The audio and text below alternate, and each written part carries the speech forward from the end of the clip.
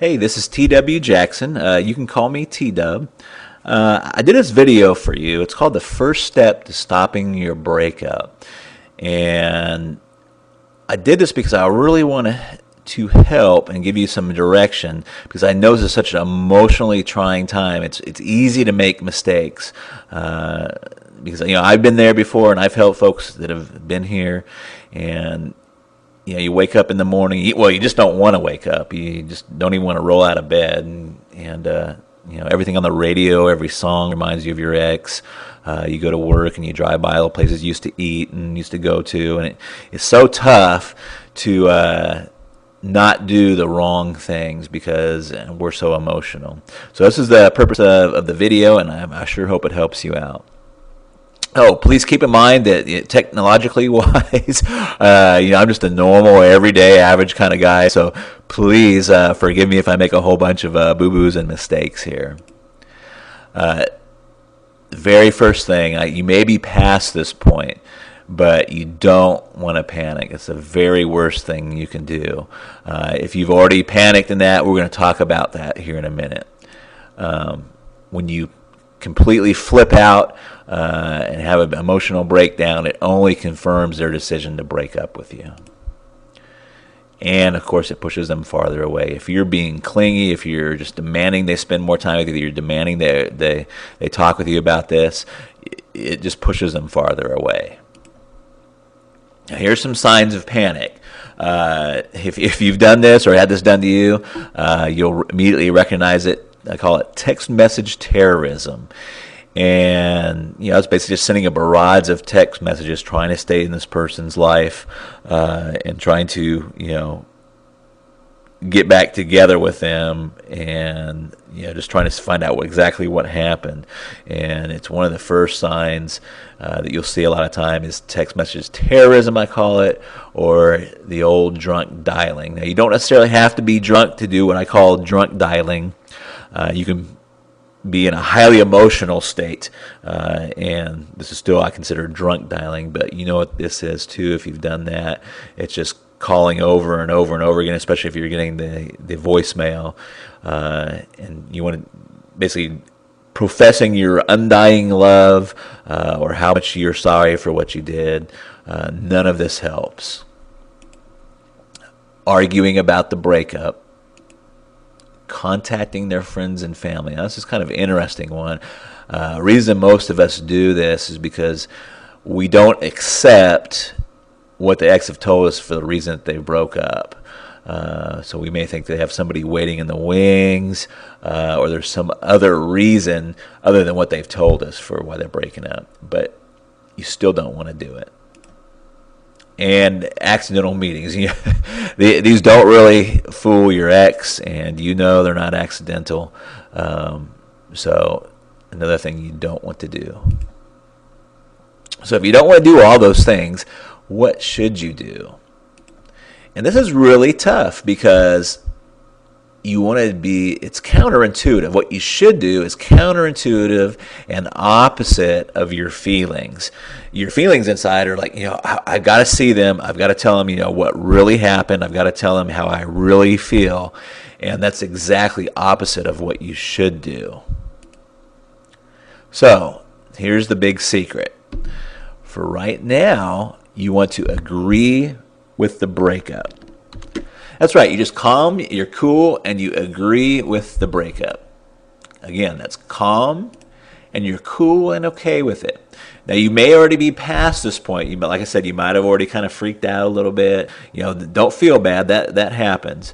But if you run into them again or see their friends or family, you now want to be calm, cool, and okay with the breakup. And the big thing is you'll be way ahead of the game if you just don't do all that crazy stuff. We're talking about the text message terrorism, the drunk dialing, and trying to see all their family and friends in that. Now, why does this work? Well, it works for a lot of very powerful psychological reasons. But I'm just going to talk about a couple. And I can't remember if it was my father or my grandfather that introduced me to this phrase, but it's so true through life. It's the hungry dog doesn't get fed. If you just imagine for a moment, you hear some scratching on your front door, and you open the door, and it's some mangy dog with his ribs sticking out, and he's you can tell he's starving to death. But your first instinct is to get him out, to get him away from your doorstep. Now, if you open that door and, it's a well-groomed dog, you tell he's fed, he's got a collar, he belongs to somebody, and you treat that dog a lot better than you treat the dog that's, kind of showed up on your doorstep hungry, if you will. Now, their main psychological reason, and please burn this into your head or memory, write it down, is people want what they can't have. This is so true. Whether it's jobs, when is it hardest to get a job? When you don't have a job. It's easy to get a job when you already have one. The same is true with money and credit. They loan money to people that don't need the money all the time. When you have no credit, it's almost impossible to get any credit. And the same things hold true with love and attention. So, if you've blown it, it's okay. Is there still a chance? You betcha. And here's what you want to do. You just want to write a short note and include these things. Don't add to it and don't take away from it. But you want to let them know you're okay with the breakup now. You tell him or her that you agree with the decision to break up. If you did something bad, like have an affair, just briefly apologize. If you didn't do anything bad, don't find something to apologize about. That will be worse. But if you did something bad, just briefly apologize. Then tell them something really exciting has happened in your life, and you need to tell them about it sometime. Let them know that you want to give them some time to themselves for now, and then close by saying, maybe at some point we can be friends. And remember, you want to be calm, and you want to have a cool tone. If you'd like a little example of this letter, just hang out for a second, and I'll give you a little example where you can get a little example. But this sets the stage for your next moves.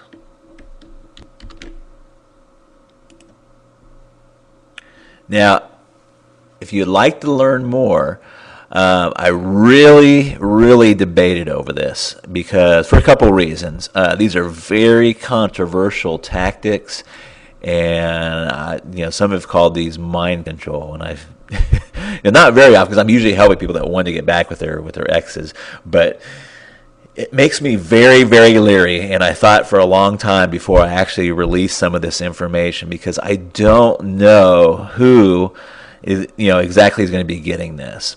I'm assuming that you're an average, well-meaning individual and that you're trying to get back with your ex with good intentions. So I just want to say that this is not for stalkers. It's not to be used for any kind of revenge. Don't try to get back together with them and just to break up with them or break their hearts. And I'm just going to throw a blanket out there. It's not for cuckoos, crazies, or weirdos.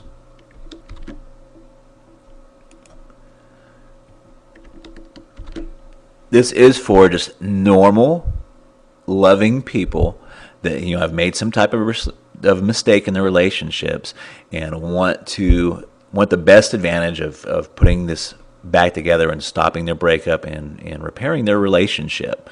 So if you'd like to learn more, just simply click the blue link below, or there may be a blue link to the right of this video. And I'll also have a little sample letter for you like I've showed you previously. So I hope this video has helped you, and I look forward to seeing you and rapping with you down the road. Talk to you later. Bye-bye.